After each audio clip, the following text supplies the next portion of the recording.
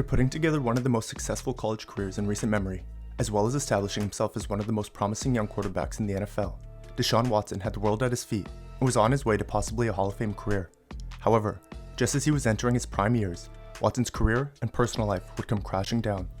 In March of 2021, the first of more than 24 sexual misconduct allegations against Watson would be made public, forever altering the perception and once promising career of the young quarterback. In this video, we will take a look back on the epic rise and fall of Deshaun Watson, from his early success at Clemson and Houston, to the disturbing allegations and failed tenure with Cleveland that could very well lead to his permanent exit from the league. Please consider liking the video and subscribing to the channel. Now let's get into it. Deshaun Watson grew up in northern Georgia, where he attended Gainesville High School. Watson would go on to have a prolific high school career, winning a state title his junior year, while also setting numerous state passing records. Because of this, Watson would be a 4-star recruit, as well as a top-ranked quarterback prospect in the 2014 ESPN 300 rankings, before ultimately committing to play for head coach Dabo Swinney at Clemson. Once in college, Watson would outperform senior quarterback Cole Stout early on in his freshman year, leading Dabo Swinney to make the decision to switch to Watson as the team's starting quarterback. However, after getting off to a hot start, a broken bone in Watson's right hand would ultimately cut his freshman season short. Despite this minor setback, Watson would come back better than ever and go on to have a historic college career with the Tigers.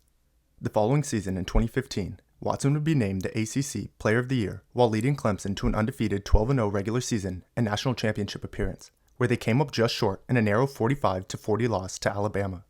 He then followed this up in 2016 with a 14-1 season, which concluded with a national championship victory in their rematch with Alabama, ending a 3-decade title drought for the Tigers.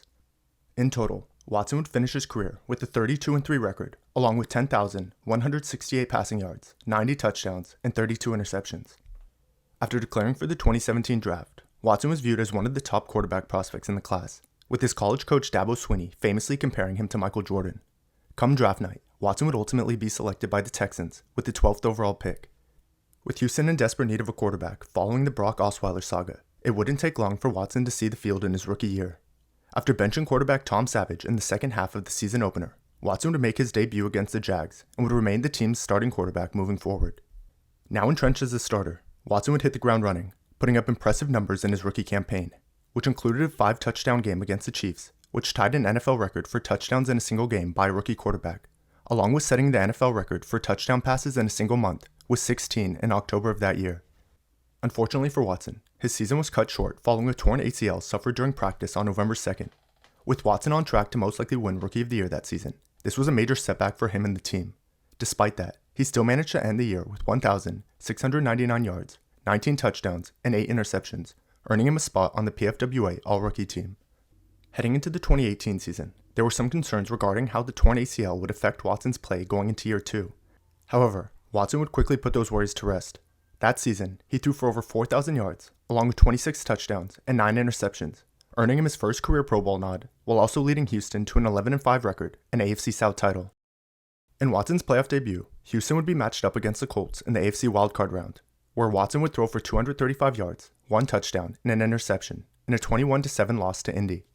Despite this, the 2018 season had the future looking bright in Houston, which raised the team's expectations heading into 2019, with Watson now established as one of the best young quarterbacks in the league.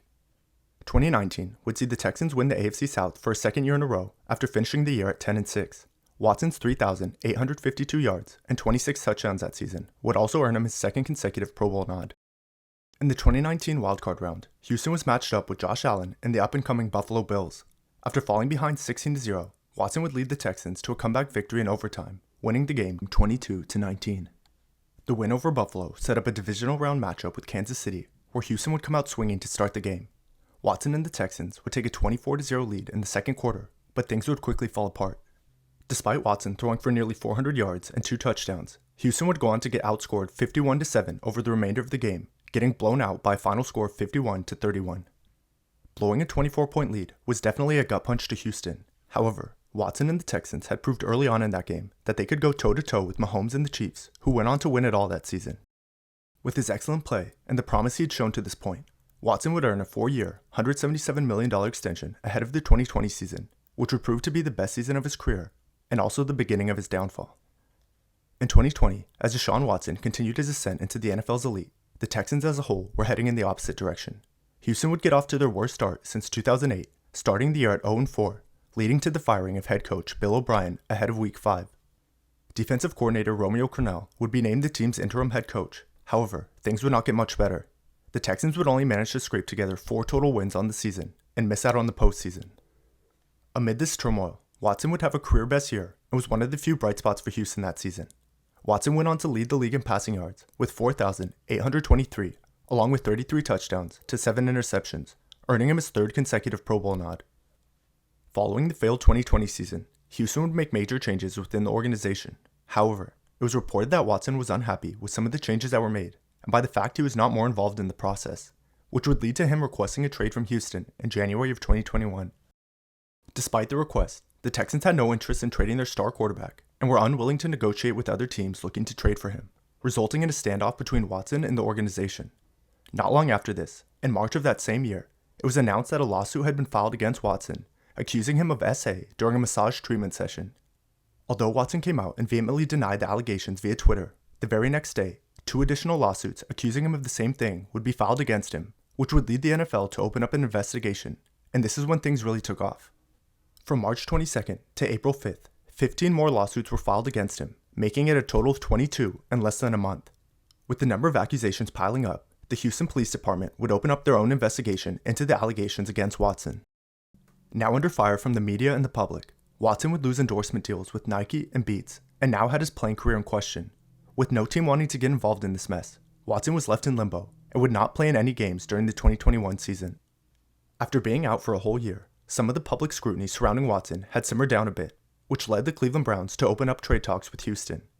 With Cleveland desperate to find a true franchise quarterback to capitalize on the talented roster they had assembled in recent years, the Browns would make one of the most controversial moves in recent memory.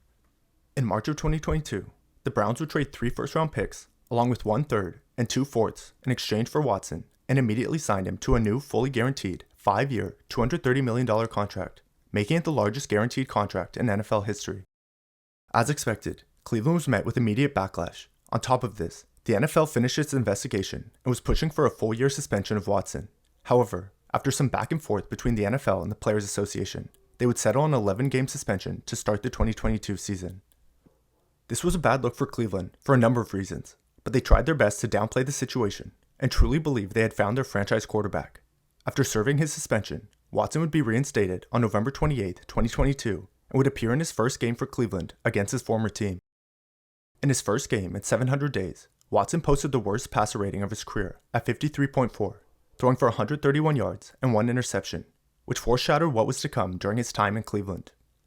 Watson would go 3-3 in the final 6 games of the season, with 1,102 yards, 7 touchdowns, and 5 interceptions, along with the lowest passer rating of his career at 79.1. For the Browns, they ended the year at 7-10 and missed out on the postseason. Watson's early struggles in Cleveland were mostly chalked up to rust after being out of football for so long. However, things would only get worse from there. 2023 would see Watson struggle through injury throughout the year, and a fracture in his throwing shoulder in Week 10 required him to undergo season-ending surgery after only playing 6 games, finishing the year with barely 1,000 passing yards and 7 touchdowns to 4 interceptions. By this point in time, there was beginning to be serious concern about whether Watson would ever return to full form, and if Cleveland had just wasted $230 million. To make matters worse, Watson would be hit with yet another lawsuit in September of 2024, this time for both SA and battery. With his unproductive start in Cleveland, and a total of 24 lawsuits against him, it appeared that the 24 season might be Watson's last chance to prove to the Browns that he was even worth keeping around, and as we all saw this last year, he was not. Any progress Cleveland had made in recent years quickly came crashing down during the 2024 season. Despite being healthy for really the first time since he got to the Browns, Watson somehow managed to play even worse. Through the first 5 games, Cleveland went 1-4, with Watson posting a league-low 23.9 QBR. Somehow, through all of this, the Browns were adamant that Watson would remain the starter, despite being one of the worst quarterbacks in the league. The final nail in the coffin that season would come during Week 7, when Watson tore his Achilles against the Bengals and had to be carted off the field. As he was being carted off, some fans even began cheering, which gives you an idea of how the fanbase felt about him by this point. Unfortunately for Cleveland, they would only manage to secure 2 more wins that year and finish the season at a disappointing 3-14. With everything that has transpired during Watson's time in Cleveland, I think it's safe to say we might have seen the last of Deshaun Watson in the NFL. Even with the money still owed to him, Cleveland might just decide to cut their losses and move on from him this offseason. And with how bad his play has been, along with his horrible public image, It's extremely unlikely that any other team would want to bring him in, so unless Cleveland decides to wait out his contract, he'll most likely be out of the league soon. Looking back at Deshaun Watson's career, it is a shocking fall from grace.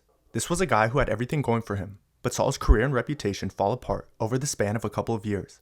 Time will tell how his continuous legal battles play out, but at this point, it's probably best for the NFL as a whole to move on from Deshaun Watson. On that note, that's going to do it for this video. Let me know your thoughts on Watson down below in the comments, and please consider liking the video and subscribing to the channel. I truly appreciate you watching, and we'll catch you in the next one.